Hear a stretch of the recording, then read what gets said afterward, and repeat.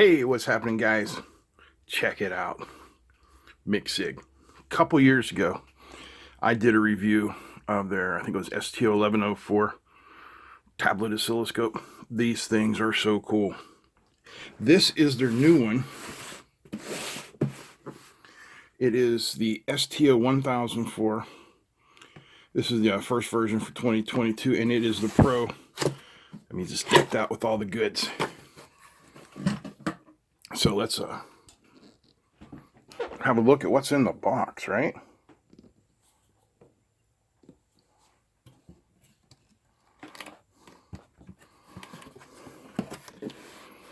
Oh, look at that.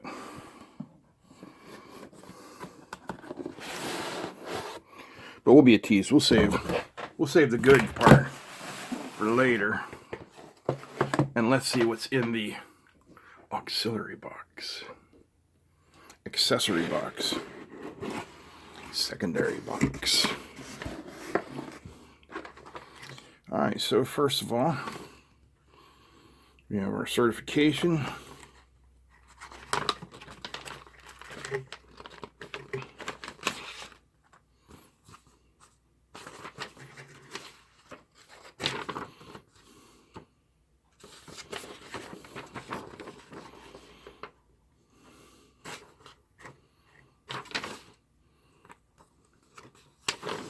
Oh, trying to figure out how that goes. Okay, I guess it goes like this. User instructions, safety precautions, measurement category. Just a little bit to say, hi and what's going on.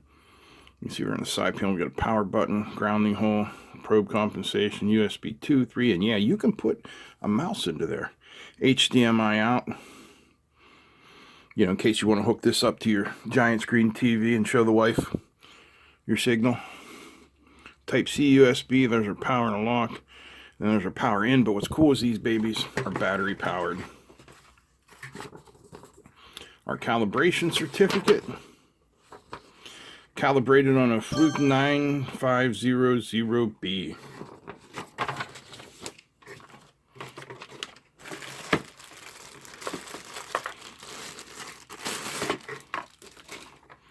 Power supply. Oh, yeah, it's even branded MICSIG on there. Very nice. What we got here? Output 12 volt 4 amp. That's a nice power supply. IEC cord. And 4 probes, because this is 4-channel. These are the P130A probes.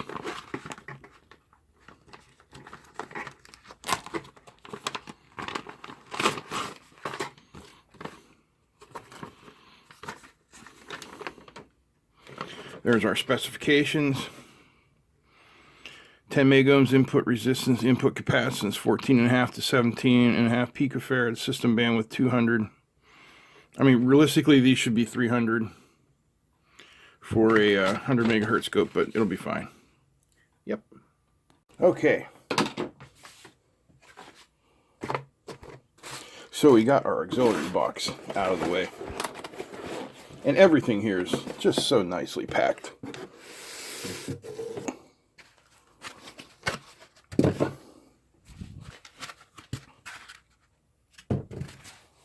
There it is. You grab a tape. Pardon me. So just in case we're talking about dimensions here.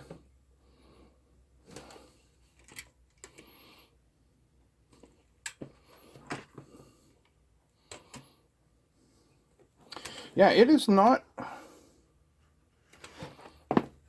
like the tablet scopes that you buy off of AliExpress, the little cheap ones.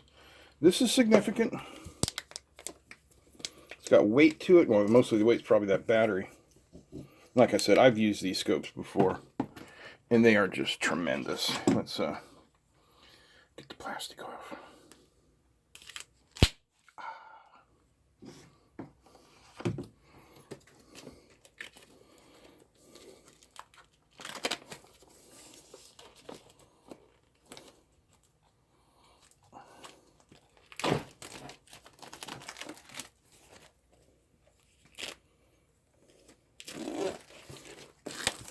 Sorry that took so long. Alright, let's have a look at the scope now. Now the only downside I have with this scope is when filming it, it is extremely reflective. So you're going to see my shirt today, Surf Zombies. It is a surf rock band out of Idaho, I think. Search YouTube for Brooke Hoover if you're interested. Alright. So let's power this guy up. Make sure switch is on. There we go. She's firing up. I heard the fan come on. This is Android powered, I believe. It's going to take a few seconds to load. Playing a little tune, you can see down here, loading bar going across, and there we are at the oscilloscope screen. So you can see up here, we've got all our little information. MICSIG is in run mode. 70K, 500 mega samples per second. We should be able to turn that up. There's a, I think, reduced view of the entire signal. Automatic trigger rising slope. And then it's giving us the voltage there. Let's take a look at the scope overall. Now, when I did the last review on this, a lot of people asked me, they said, could you use this for automotive use? Absolutely. Or any kind of field use. I mean, you've even got a little, you got a handle over here on the side so you can carry the thing. It has a built-in stand. Yeah, these are some of the coolest scopes that I have ever had a chance to get my hands on. So if we just look over here real quick, you can see once again we have our power, a place to put an external ground. These are our probe compensation. See that little mouse symbol there? Or no, that is a thumb drive symbol. Plug a mouse in, HDMI, USB-C. There's our power. There's our battery. Nothing on that side. And then on the top, we have our probes. And you can see they can be connected to just about any brand of auto set probes. We have an aux out there. It can be used for a number of different things that we'll talk about.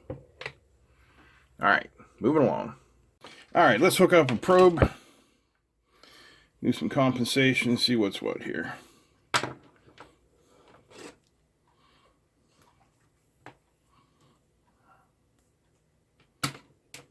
What I would like to focus on mainly here is the difference between the scope from 2 years ago and the scope we have now. The improvements and whatnot that they've made.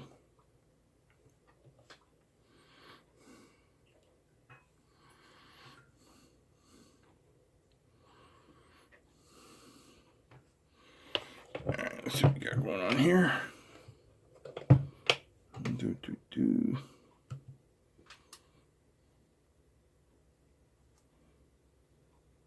It's on.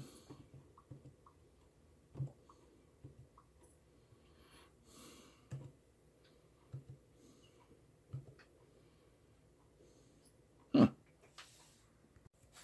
right, we got the probe all set up. Let's take a look at some of the waveforms. Real simple. We'll start with a sine wave. Very nice. Triangle. And a square. And you can see it locks on these waveforms very easily. Now, if we wanted to access any of the menus of the scope, you can simply swipe down from the top. Whoops.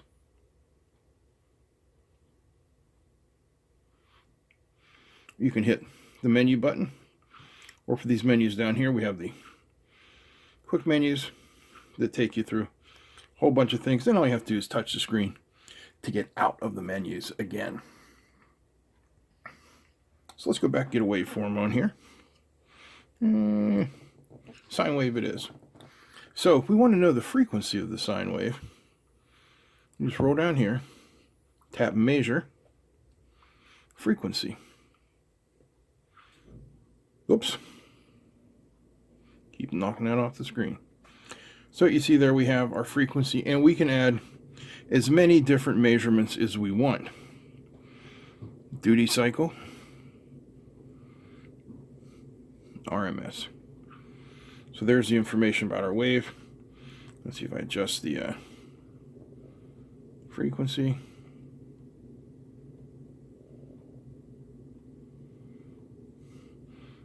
And you can see everything changing there. Should work the same for triangle wave. And the same for square wave.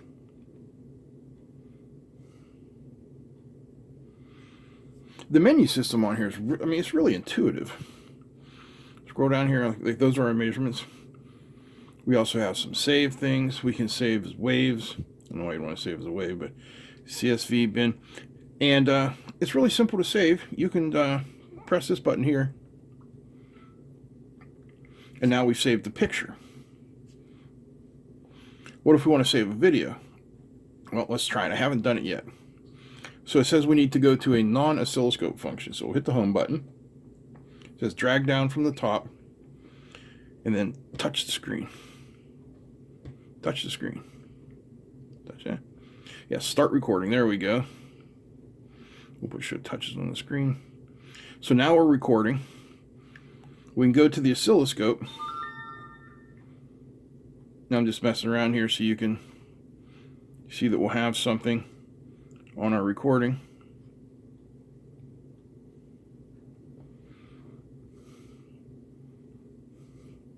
And now we can stop. And where is it in our gallery? There it is. And we can play it. There you can see the time lapse and all that kind of stuff. Very cool. All right, let's go back to the oscilloscope. So now we can move over to our sample function. You can see all the different memory bit rates, whatever we want there. Like for instance, that's the highest one. Oh, whoops, did I miss something? Yeah. We also have mode, normal, average, envelope, and peak. Over here in display, we can start with common. Where's our horizontal reference? Is it the center or is it the trigger position? Do we want roll on or off? Our time base, over time or XY coordinates. I'm not sure what CCT is. And then our trigger menu. Holy camolians.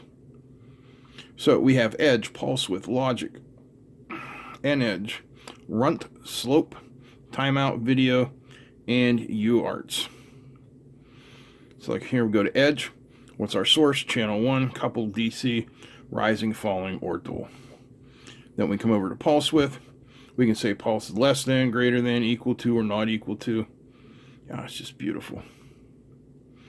We have the auto set, auto channel detection, auto trigger source setting, levels, auto range. Let's try that. Let's try auto range. So I'm going to remove the probe from our function here.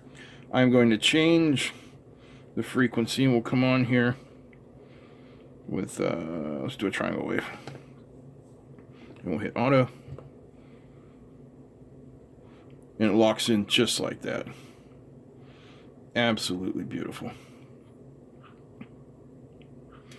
But if you're not a touchscreen guy, and there's so much of this you can do with the touchscreen, you can come down here, like you can change our horizontal settings, you can change our vertical settings, you can change our zero position, you can slide our trigger up and down somehow. Oh, the trigger's here. There's trigger. Here's all of our channels. You can turn them on. You can turn them off. So here I can say channel 2, menu. Turn it off.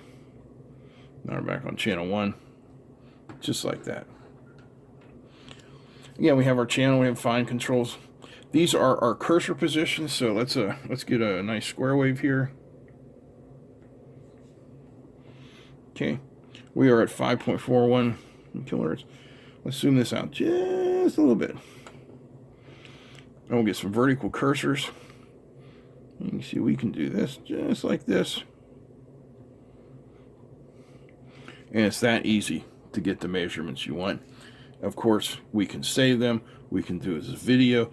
We can output it on the HDMI to a large screen TV or to a capture device. Anything you want. You want to see something even cooler? I know you do. Check this out. This is the electronic tool. Resistor voltage divider. Resistance calculator. Resistor color calculator. Series and parallel. RC filter. Parallel resistance. 3-terminal voltage. Node terminal voltage. Precise resistance. Let's see. We want to make a low pass filter under 20K. And we're going to start off with a resistor of, say, let's go 100K to start off. And we want to be under 20 kilohertz. And that's going to tell us that we need an 80 picofarad capacitor so that our cutoff is right there at 20 kilohertz. Isn't that cool? What if we wanted to make it 20 megahertz?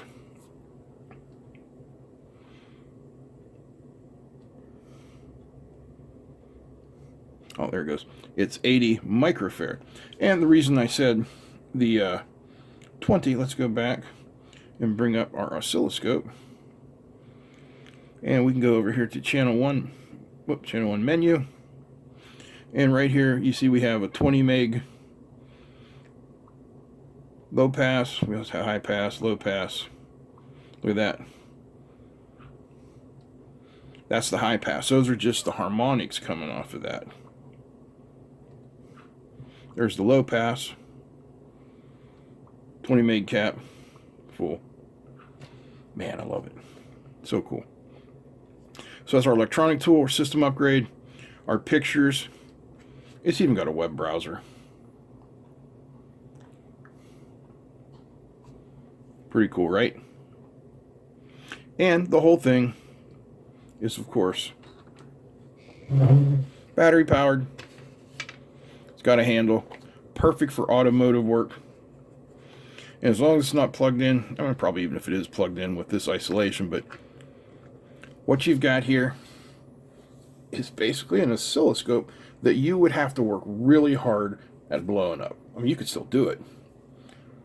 But compared to a scope like that, where it's plugged into the wall, yeah, much easier.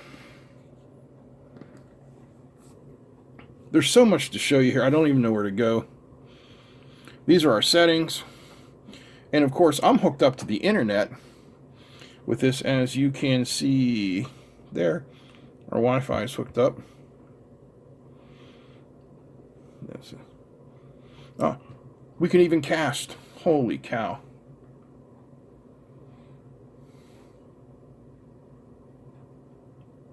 That's so cool. Back to our oscilloscope. Did I miss anything? Yep, calculator.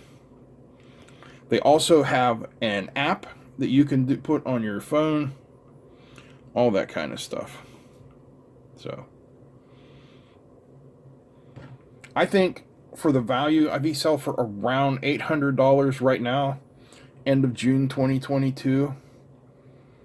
This is on par with anything desktop size, and the benefit you're getting is all of this added software, since this is really just a tablet-sized computer that has been modified and optimized to act as an oscilloscope. Like, this is the oscilloscope of the future. You know, this is the oscilloscope of the past. Well, the recent past. The older past would be a Tektronix that wouldn't even fit on my desk because it was 4.5 feet long, but you know what I mean. So I'm not going to go through a whole bunch of, there we go, whole bunch of different stuff. You can check the other review I did on the other one. But yeah, this is just fantastic.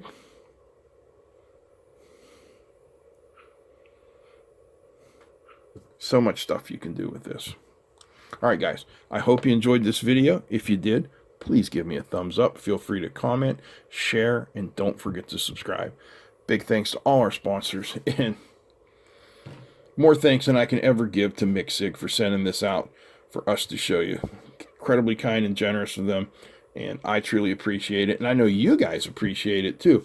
So going over to the MICSIG site, I'll put a link to it down below, and I'll also put a link to where you can purchase this off of, I think it's AliExpress, from one of MICSIG's preferred sales places, and I'm sure they will take very good care of you.